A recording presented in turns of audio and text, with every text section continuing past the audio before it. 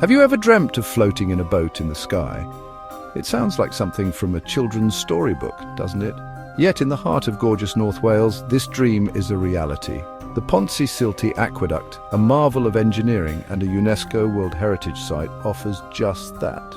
It's the longest and highest aqueduct in Britain, a true giant of the industrial age. It carries the Llangollen Canal over the deep valley of the River Dee, and I was about to canoe across it.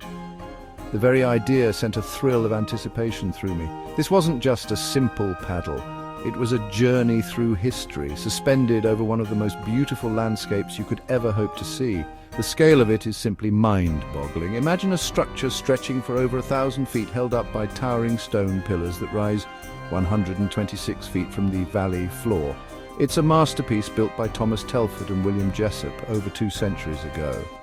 To walk across it is one thing, but to glide across it in a canoe, with nothing but a thin iron trough between you and the breathtaking drop below, well, that is something else entirely. It's an adventure that promises a unique perspective, a chance to connect with both nature and human ingenuity in a profound way. I couldn't wait to get started and see this Welsh wonder from the water. Here in Britain, we are all too familiar with the fickle nature of the weather. You can plan the perfect outdoor adventure, pack your waterproofs, and still find yourself caught in an unexpected downpour. The forecast for today had been a typical British mix. A bit of cloud, a chance of showers, and a sliver of hope for sunshine. As I drove towards Llangollen, the sky was a patchwork of grey and white, the clouds huddled together as if deciding whether to cooperate. Then, as if on cue, something magical happened. Just as I arrived at the meeting point, the clouds began to part. At first, it was just a few tentative rays of light painting streaks of gold across the Welsh hills, but soon the gaps widened and a glorious warm sun emerged, transforming the entire landscape. The grey sky turned into a brilliant, optimistic blue. The dew on the grass glistened like a carpet of tiny diamonds, and the colours of the valley suddenly became more vibrant and alive. It was the kind of perfect summer's day you dream of for an outdoor excursion, and it felt like a gift. This sudden change in the weather lifted everyone's spirits. A buzz of excitement rippled through the small group of us, waiting to begin our canoeing journey. The day was no longer just promising, it was practically perfect. The sunlight warmed my skin and filled me with a sense of pure joy and anticipation. This was what outdoor adventures in Britain are all about. Those precious, beautiful days when the sun comes out to play, making you feel incredibly lucky to be outside, experiencing the best that our stunning country has to offer. Before any adventure can begin, there's the important business of preparation, and for our trip across the aqueduct, we were in the very capable hands of the team from TNR Outdoors. Their base, nestled right by the canal, was a hub of friendly activity. From the moment I arrived, their staff were incredibly welcoming and professional. They had a calm, reassuring presence that immediately put everyone at ease, especially those of us who might have been feeling a little bit nervous about canoeing at such a great height. The lead instructor gathered our small group together for a safety briefing. He explained everything clearly and concisely without any complicated jargon. He talked us through the route, pointed out what to look for, and gave us some simple, effective tips on how to paddle the Canadian canoes we'd be using. The team made sure we were all fitted with buoyancy aids, checking that they were snug and secure. Once the briefing was done, it was time to get our equipment. The TNR team efficiently assigned us to our canoes, which were bright, sturdy, and looked ready for action. They helped us choose our paddles, making sure each one was the right height for us. There was no rush, no sense of being herded along. With our buoyancy aids on and paddles in hand, we were ready. Thanks to their brilliant preparation and friendly guidance, we were all set to push off from the canal bank and begin our journey towards the magnificent aqueduct. The moment had arrived to get into our canoes and begin our journey. The TNR staff were there to help, holding the boat steady as I carefully stepped in. It rocked gently for a second before settling, and I found my seat at the front. My paddling partner for the day followed, and with both of us safely aboard, we were given a gentle push away from the canal bank. That first movement, as the canoe glided silently away from the solid ground and onto the water, felt like the true start of the adventure. We were officially afloat, leaving the world of paths and roads behind for the historic waterway of the Llangollen Canal. The route itself was wonderfully straightforward. There were no tricky currents or complicated turns to navigate. Our path was a straight, calm ribbon of water leading directly towards the distant silhouette of the aqueduct. The canoes were designed for 2 people, which meant teamwork was key. A little bit of communication was all that was needed to get us moving in a smooth, straight line. We dipped our paddles into the cool, clear water. The first few strokes were a little clumsy as we found our sink, but it didn't take long to fall into a steady pace. Dip, pull, lift, dip, pull, lift. The rhythmic sound of the paddles slicing through the water was incredibly soothing, a gentle percussion accompanying our slow and steady progress. We were surrounded by the sounds of nature, the rustle of reeds along the bank, the distant bleating of sheep in the fields, and the cheerful chirping of birds in the trees overhead. As we paddled, the canal bank slid by, lined with wildflowers and lush greenery. We passed under a small, charming stone bridge, its arch perfectly reflected in the still water below.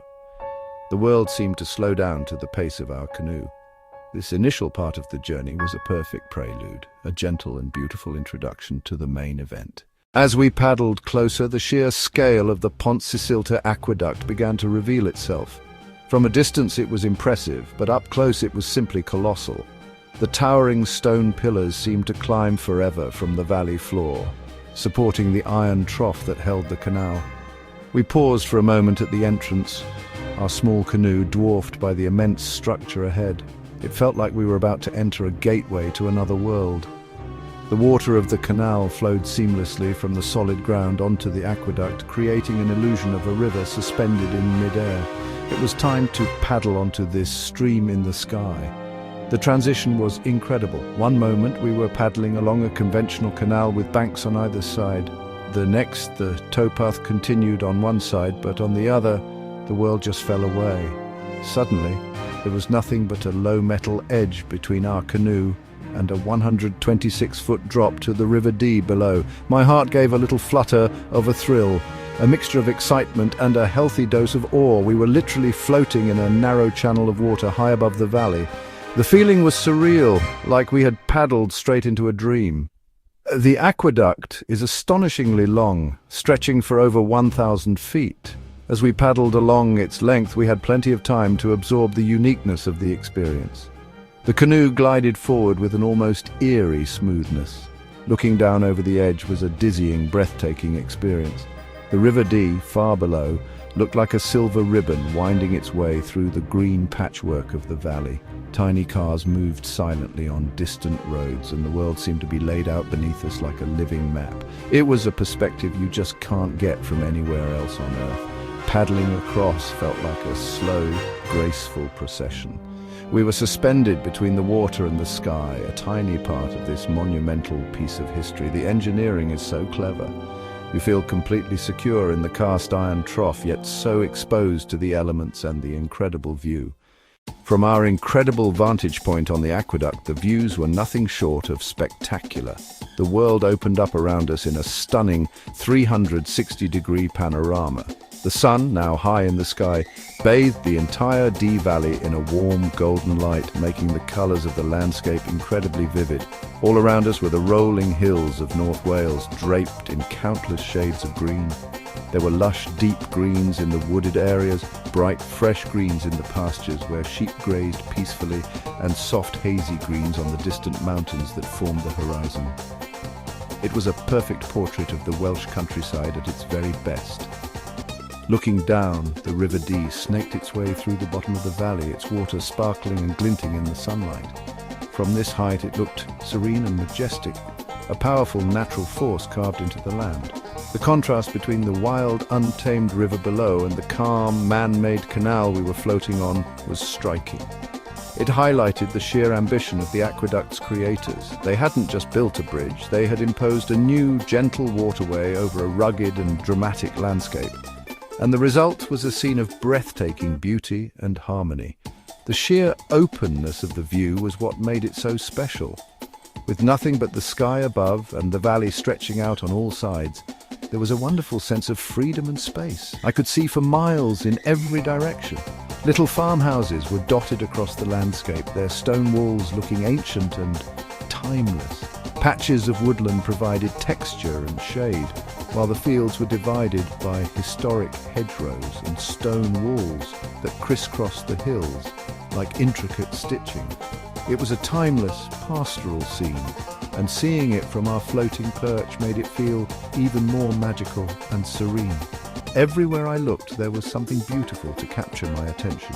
A bird of prey circled high on the thermals above the valley. A trail of fluffy white clouds drifted lazily across the brilliant blue sky. The gentle breeze whispered across the water, creating tiny ripples on its surface. The beauty of the Welsh landscape, seen from the heart of the Aqueduct, was overwhelming in the best possible way. One of the charming things about being on an adventure with other people is observing the little human moments that unfold along the way. As we made our way across the vast expanse of the aqueduct, I couldn't help but notice the quiet dramas playing out in the other canoes. Ahead of us, a couple was engaged in a gentle, whispered debate about their rowing technique. He was convinced a stronger, deeper stroke was needed, while she argued for a slower, more synchronized pace. Their canoe wobbled slightly from side to side as they each tried to implement their own strategy, their paddles occasionally clashing with a soft thud. It was a familiar scene, one that anyone who has ever shared a canoe or a tandem bicycle can relate to. The challenge of working together, of finding a shared rhythm, is part of the fun. Their quiet disagreement wasn't angry or tense. It was the gentle negotiation of teamwork, punctuated by soft laughter. It was a reminder that even in the most epic of settings, we are all just people trying to figure things out together. The moment was relatable and endearing, adding a touch of warm humanity to the grand, historic backdrop of the aqueduct. But then a lovely thing happened.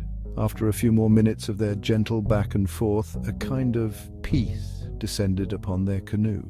It seemed they had found a compromise, or perhaps they simply decided that the view was too magnificent to be distracted by a debate over paddling.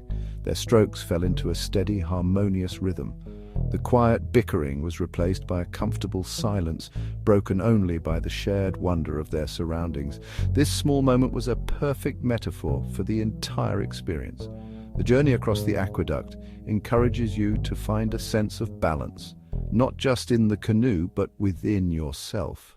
After the initial thrill of launching onto the aqueduct and the gentle comedy of watching others find their paddling rhythm, a profound sense of peace began to settle over me. We were about halfway across, suspended perfectly between the start and the end of this magnificent structure. For a few minutes, we stopped paddling altogether. We simply let the canoe drift, allowing its momentum to carry us slowly forward. In that stillness, the world seemed to fall silent, except for the gentlest sounds of nature. It was a moment of pure, uninterrupted tranquility. The only sound was the faint whisper of the wind as it skimmed across the surface of the water, and the distant melodic call of a bird somewhere in the valley below. There were no cars, no chatter, no distractions of modern life. It was just us, the water, the sky, and the immense silent presence of the aqueduct itself. I leaned back in my seat, tilted my head towards the warm sun, and closed my eyes for a second. The feeling of floating so high above the earth, with such peace and quiet all around, was deeply restorative. It was a chance to completely disconnect and just be. In that quiet moment, I felt a powerful connection to the place and its history. I thought about the thousands of people who had crossed this aqueduct before me over the last 2 centuries. The navvies who risked their lives to build it, the boatmen who transported coal and slate along this very waterway, and the countless travelers like me who have come to marvel at its genius. This peaceful interlude was, for me, the heart of the entire journey. The spectacular views were breathtaking and the thrill of the height was undeniable, but it was this moment of absolute calm that truly defined the experience. It was a rare opportunity to find stillness in a moving world, to pause and appreciate the profound beauty and serenity of the landscape. As our canoe finally glided off the aqueduct and back onto the reassuringly solid banks of the canal, a sense of accomplishment and deep contentment washed over me. The journey across had been everything I had hoped for and so much more. We paddled the short remaining distance back to our starting point, our movements now easy and synchronized, our minds filled with the incredible sights we had just witnessed. Stepping back onto dry land felt strange, as if a part of me was still floating high above the valley, suspended on that stream in the sky. It was an adventure that would stay with me for a very long time. The experience was a perfect blend of so many things. Natural beauty, incredible history, and a touch of thrilling adventure. It was the joy of a perfect summer's day, the warmth of the sun on my face, and the stunning panorama of the Welsh countryside laid out like a green blanket below. It was the marvel of Thomas Telford's engineering, the feeling of being part of a living piece of history. But most of all, it was the feeling of peace that came from gliding so silently and gracefully through such a magnificent landscape.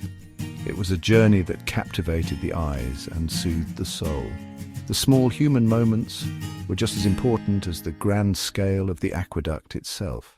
The friendly and professional help from the TNR Outdoors team set the perfect tone for the day.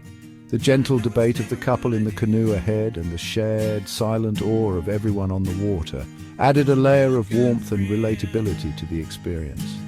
It wasn't just about seeing a famous landmark, it was about sharing a unique and wonderful adventure, creating memories that are woven not just with stunning views, but with feelings of connection and shared joy.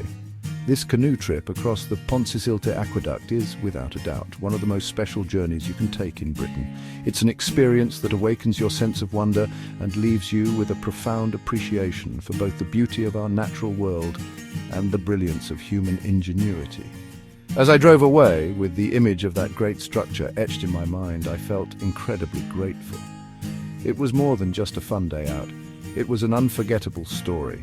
A memory of floating on air, a day of pure, unadulterated magic in the heart of Wales.